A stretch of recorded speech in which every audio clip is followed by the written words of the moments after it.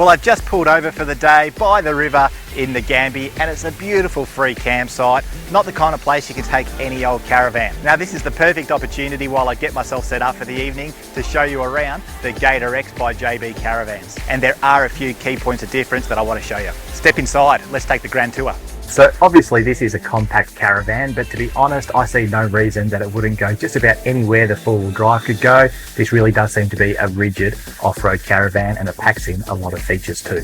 One of the first things I noticed about this caravan was the Raptor polycoat to the chassis, the A-frame, the bumper, and even the underside section. Now, one of the major benefits to the Raptor coating, of course, is that it's protective against general damage as well as rust, and it looks good too. So this caravan to me has a pretty impressive 12-volt system.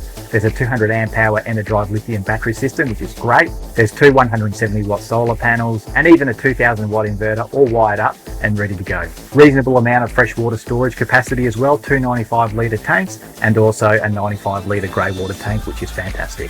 Outside, a good amount of storage. You've got that checker plate storage box up the front, either side of the gas cylinders, both with slide out trays, and you've also got that full width tunnel boot up the front as well. Not to mention a rear locker at the back. Plenty of wow factor on the inside too. Everything seems to be neatly trimmed off. There are no unsightly gaps or poor joinery. I think JB Caravans has done a really good job with the interior of this caravan.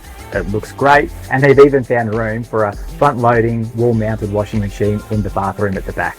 And it's stylish too. Don't mind the black tapware in the bathroom and at the kitchen sink. And that fridge is massive. It's a 274 litre compressor unit. So honestly, I don't think you're going to have any problem storing your fresh food while you're off exploring Australia.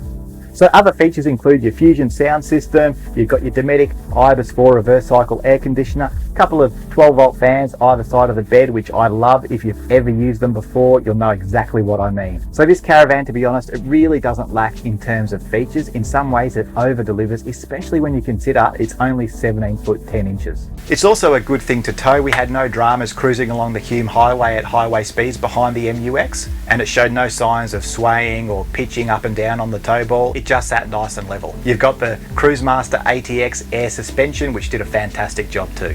And we've put this caravan through its paces on some off-road terrain, some undulations. That Cruisemaster ATX suspension's done a fantastic job, and the caravan as an entire package has also performed well. And of course you might be off-road exploring some bush tracks or whatever to get to that perfect free camp. Well, you've got some nudge bars on either side of the caravan, and they're also coated in that Raptor polycoat. And you've also got some recovery points at the rear of the caravan, just in case you get stuck.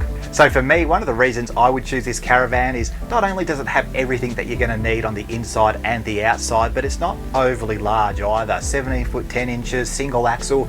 So when you're exploring those kind of tight bush tracks, trying to get to those amazing locations, if you do get a little bit stuck or the terrain becomes a bit tight, well, you would much rather have something compact like this than a 22 plus foot caravan. Well, I like this caravan, I think you will too, and if you're in the market for a reasonably compact off-road rig, definitely check this one out. Well, I'm going to continue setting up camp, take in some of that amazing Goulburn River. It's just beautiful.